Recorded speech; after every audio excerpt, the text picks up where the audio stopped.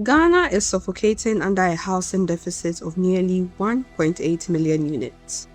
Yet, at the same time, roughly 12.7% of houses across the country are sitting empty.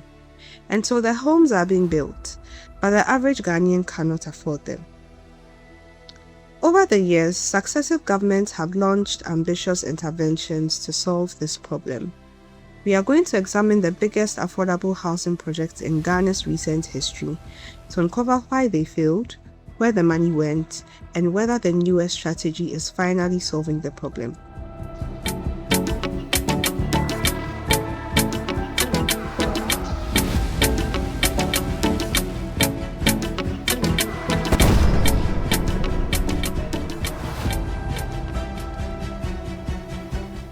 The first major intervention of the 2000s began in 2005. The Kufuor administration launched the Ghana Affordable Housing Project, an initiative aimed at constructing 5,000 low-cost homes across 6 towns for public sector workers. Construction began, but then the project suffered a fatal blow: political transition. When power changed hands in 2009, the project stalled. Sites across the country were abandoned and left to decay for years. It was not until nearly a decade later that the state attempted to rescue some of these stranded assets. In 2017, the State Pension Fund, SSNIT, was brought in to salvage the Asokore Mampong site through a 256 million cedi bailout. The project was eventually completed and commissioned in 2020. But this rescue created a new problem. SSNIT is legally required to generate returns for pension contributors. That meant the homes could no longer be sold at subsidized rates. They had to be priced commercially. And so a single bedroom unit sold for nearly 100,000 cedis, while a 3-bedroom unit sold for 335,000 cedis.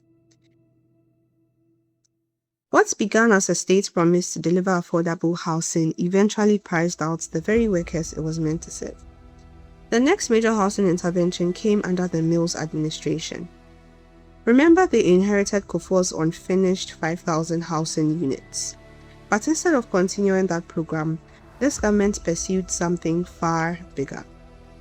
In 2009, Ghana signed a massive $10 billion agreement with South Korea's STX Engineering and Construction to build 200,000 affordable homes. To help the project secure financing from Korean banks, the Ghanaian government issued a $1.5 billion sovereign guarantee. But before a single brick was laid, conflict erupted between the project partners. By July 2012, the government officially cancelled the project. Although the sovereign guarantee was not utilized, critics and policy groups alleged that hundreds of millions of dollars were lost through management fees, insurance premiums, and other sunk costs, claims the government strongly disputed. Then came the infamous Saglemi housing project. In 2012, the very year the Korean STX deal collapsed, the government under Mahama secured a $200 million loan facility to construct 5,000 affordable housing units at Saglemi. But almost immediately, the target was reduced from 5,000 homes to 1,506 units, despite the budgets remaining unchanged. And by the time the project ground to a halt, $196 million, that is 98% of the total loan, had been used up. Yet only 668 structures had been completed. With the new government in 2017, the extent of the problem became public. The Saglemi houses had no running water, no electricity, no sewage systems. Buildings had been constructed without the infrastructure required to make them livable. In 2022, the Deputy Information Minister made the grim admission that the Saglemi housing project will no longer be affordable. Here's why.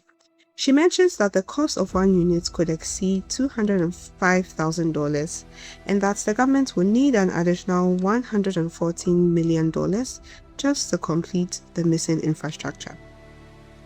Today, the project has been handed over to private investors to inject additional capital and make the site functional.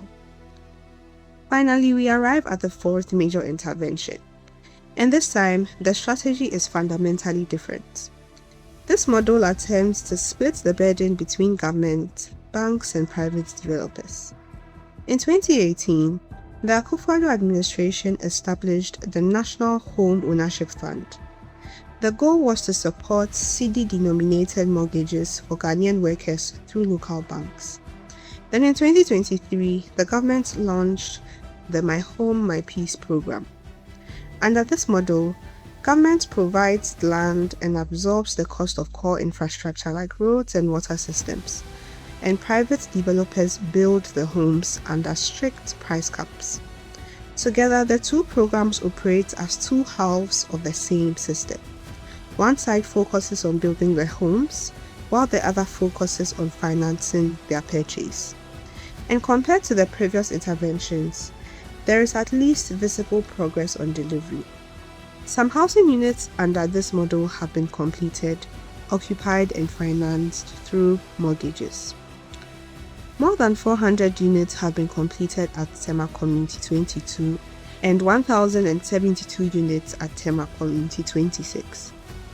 But the picture is still mixed. The massive Pokwasi development under the initiative has struggled to meet its original timelines. Its ambitious target of delivering the first 8,000 units within 18 months was missed, while some developers reportedly exited the program due to inflation, permitting delays, and concerns over profit margins under the government's pricing caps. And then comes the ultimate question: affordability. Yes, a 3-bedroom house under this initiative capped around $42,000 is a dramatic improvement over Saglemi's projected $205,000 cost per unit. But for the average Ghanaian, is it truly affordable?